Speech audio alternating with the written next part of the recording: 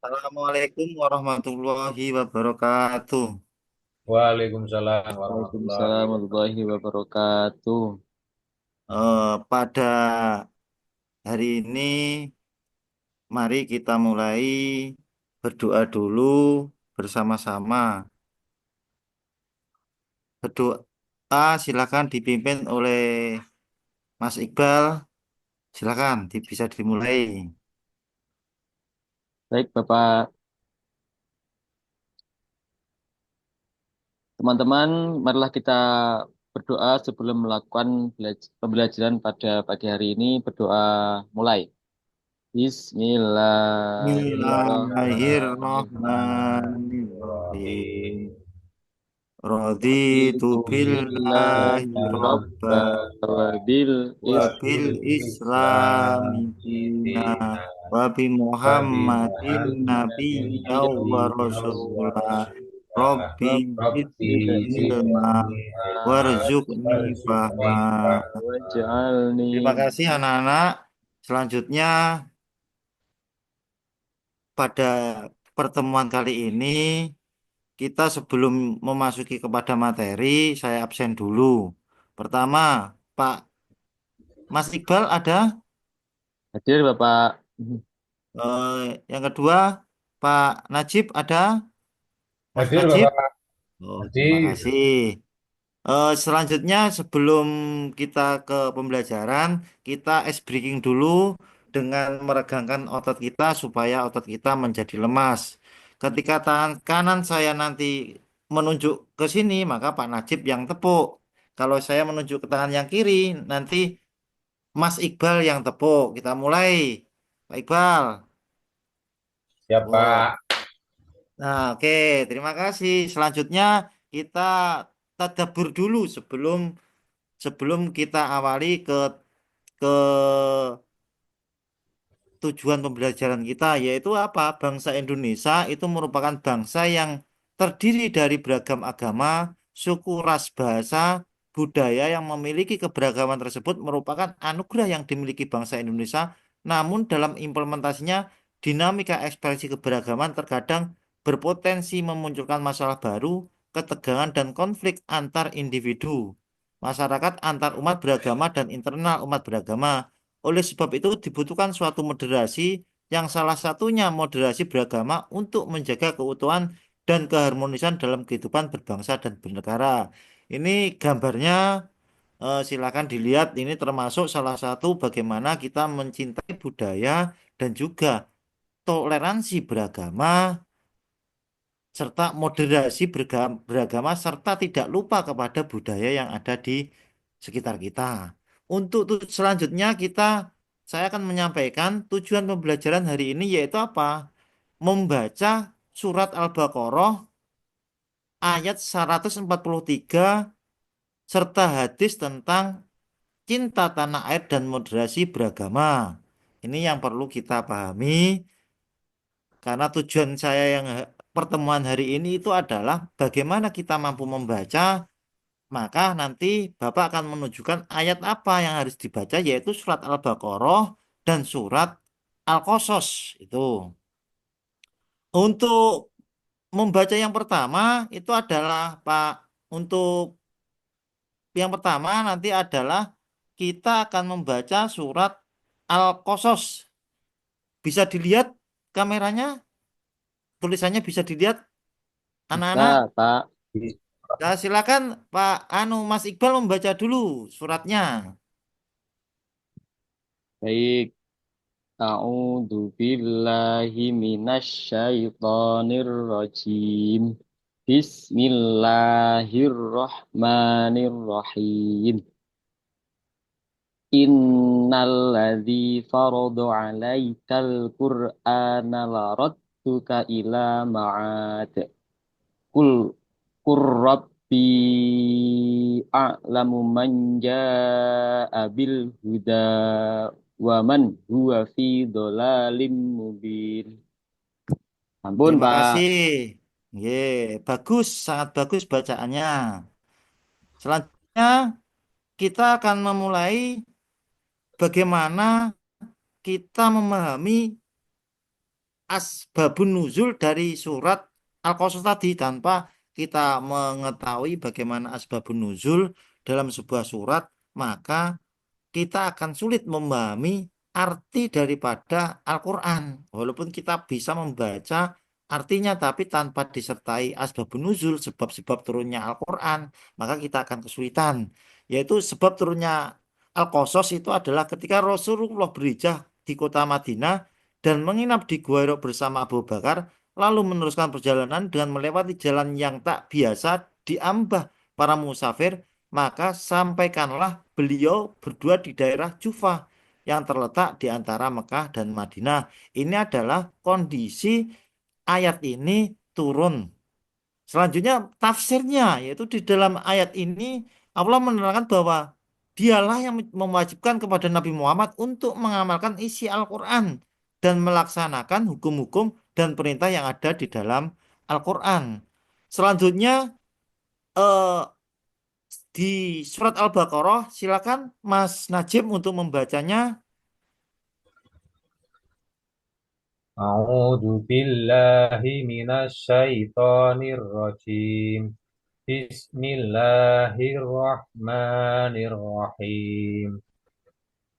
Wa kadzalika ja'alnakum ummatan wasatan latakutu syuhada'a 'alan nasi wa yakunar rasulu 'alaikum syahida wa Sudah, ma terima kasih. Mas ja'alna. Najib, selanjutnya saya akan menjelaskan tentang asbabun nuzul dari ayat Al-Baqarah ini, yaitu ada sekelompok orang Yahudi di Madinah antara lain Mirhab, Robiah, dan Roi yang berpendapat di hadapan sahabat Mu'adz bin Jabal. Mereka berpendapat bahwa berpalingnya Rasulullah menghadap kiblat dari semula kiblat Baitul Muqaddas di Indonesia itu lebih sering disebut Baitul Maqdis di Palestina, bergeser ke kiblat yaitu di Mekah. Ini adalah menjelaskan asbabun nuzul daripada ayat tersebut. Selanjutnya dari asbabun nuzul tadi, maka muncullah tafsir, yaitu seluruh kaum muslimin adalah umat yang mendapat petunjuk dari Allah dan termasuk umatan wasaton, sehingga mereka menjadi umat yang adil. Ini. Eh, Selanjutnya dari ayat tersebut kita bisa menarik bahwa cinta tanah air dan moderasi beragama itu adalah cinta tanah air adalah rasa kecintaan, tanggung jawab, dan loyalitas terhadap negara, tahu tanah kelahirannya seseorang, dan juga moderasi beragama adalah sikap yang mengedepankan toleransi, penghormatan, dialog, dan penolakan terhadap ekstremisme dalam praktek dan pemahaman agama. Saya lanjutkan materinya yaitu hadis ini. Ini hadis tentang cinta Rasulullah yang diriwayatkan oleh Anas. Saya baca, kana idza qadima min safarin fanadhara ila hudrati Madinah au dha'ana kotahu wa in kana ala dabbatin harrakaha min hubbiha.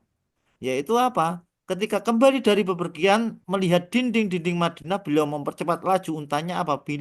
Apabila beliau menunggangi unta, maka beliau menggerakkan untuk mempercepat karena kecintaan beliau pada Madinah.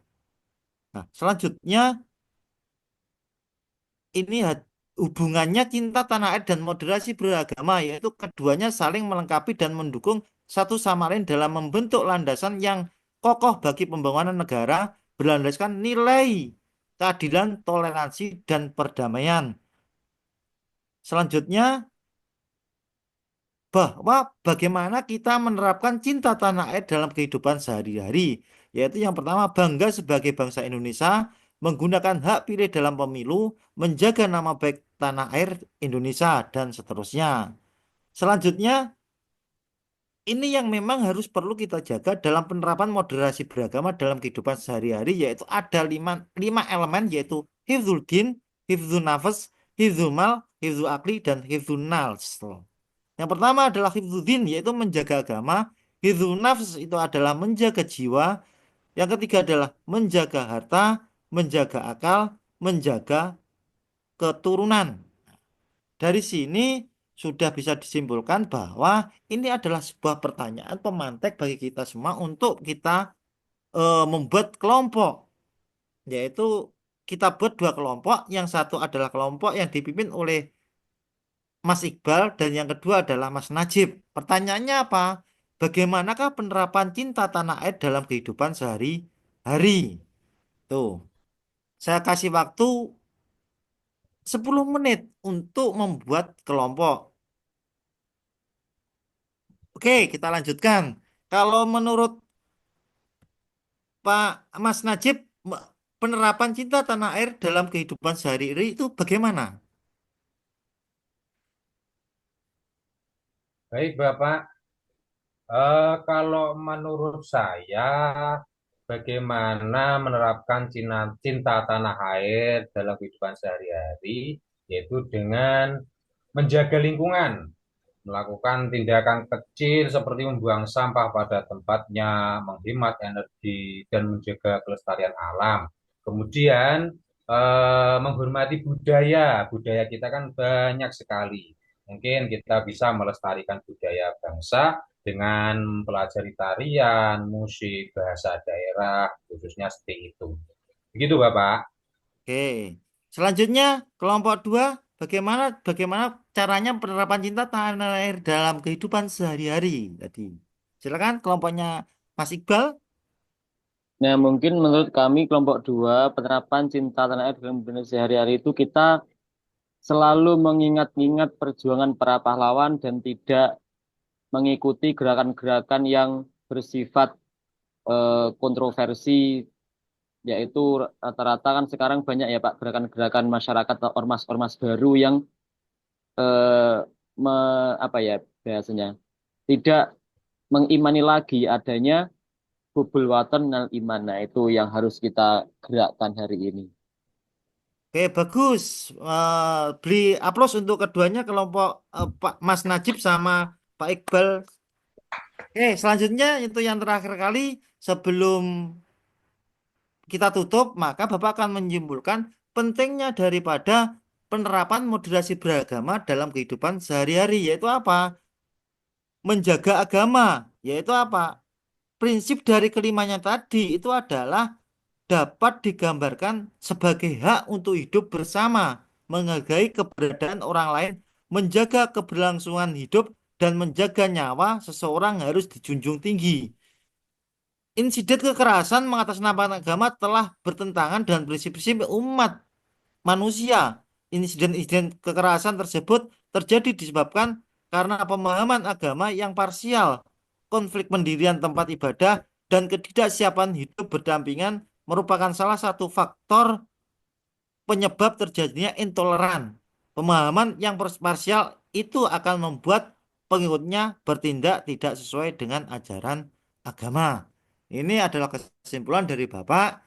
Mari kita berdoa bersama-sama dengan membaca Alhamdulillahirobbil alamin. Alhamdulillahirobbil alamin. Alhamdulillahirabbil alamin. Untuk materi besok itu adalah tentang bagaimana kita mendeskripsikan perkata daripada ayat ayat dari surat Al-Baqarah dan ayat Al-Qasas. Itu yang terpenting untuk kita pelajari untuk pertemuan berikutnya. Nanti bisa dipelajari di rumah masing-masing dan saya sudah menyiapkan LKP untuk lembar kerjanya nanti bisa dikerjakan di rumah, yaitu tentang bagaimana kita cinta tanah air dan bagaimana kita cinta terhadap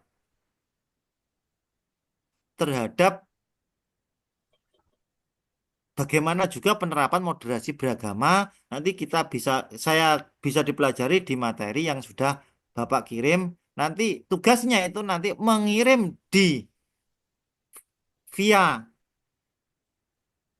WA ke saya. Batas terakhir nanti malam untuk dikumpulkan. Itu dari saya akhiri. Wallahul muwaffiq ila aqwamit thoriq. Wassalamualaikum warahmatullahi wabarakatuh. Waalaikumsalam Waalaikumsalam warahmatullahi warahmatullahi wabarakatuh.